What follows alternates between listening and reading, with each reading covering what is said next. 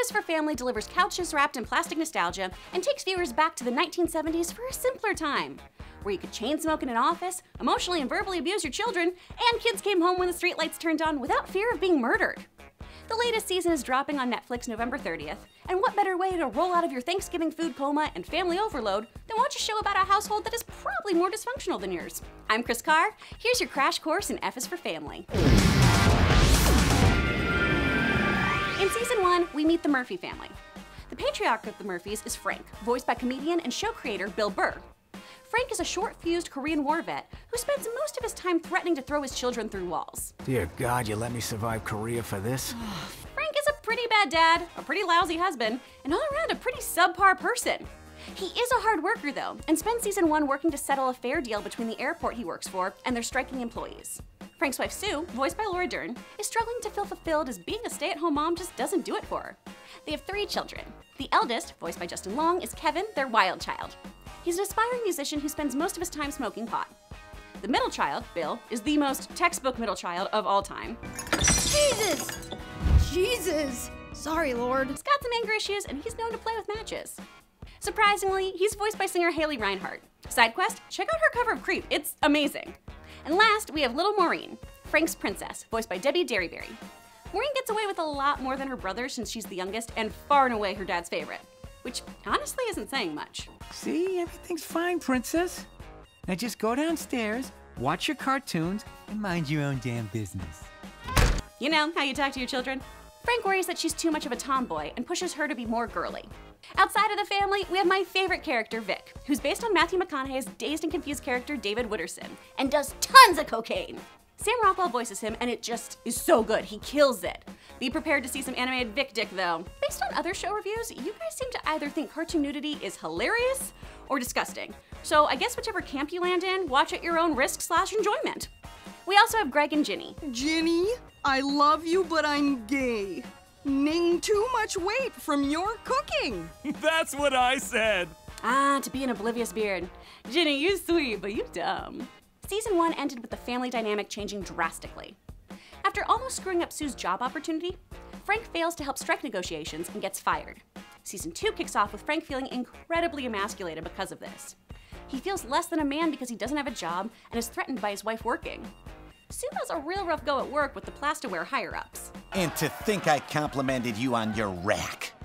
They're a bunch of creeps who love harassing their female employees, even going so far as to chant "Don't cry" after showering Sue with their off-color remarks.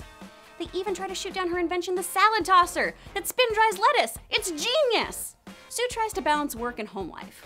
Through schedule and responsibilities and Frank's resentment, the Murphys aren't in a good place.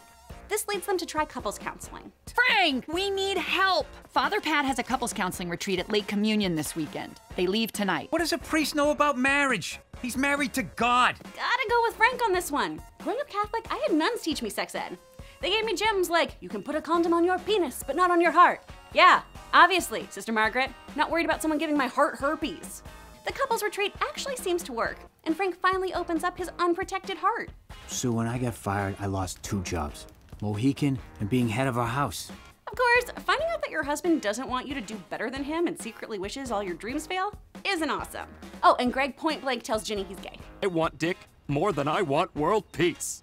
What are you trying to say? I'm a homosexual, Ginny! Jesus, Ginny. Homeboy knows every rest stop. Keep up. Just divorce him, girl. In B-plot land, Bill saves his bully after he's hit by a van, so maybe Jimmy won't make his life a living hell anymore. But probably he will, because it looks like Bill has a crush on Jimmy's little sister. Also, Kevin loses his virginity to Haircut Girl. But it turns out Haircut Girl is actually Vic's girl Cutie Pie. Does this chick have a legal name? What's on your driver's license?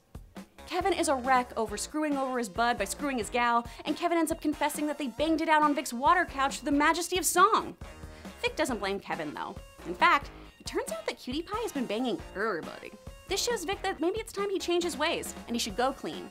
Meanwhile, Plastiware's founder Henrietta presents Sue's lettuce spinner at a shareholder event. Everyone loves it, but that old bitch takes credit for Sue's idea. Eventually, Frank is needed back at the airport because his replacement Scoop is a grade A nutjob.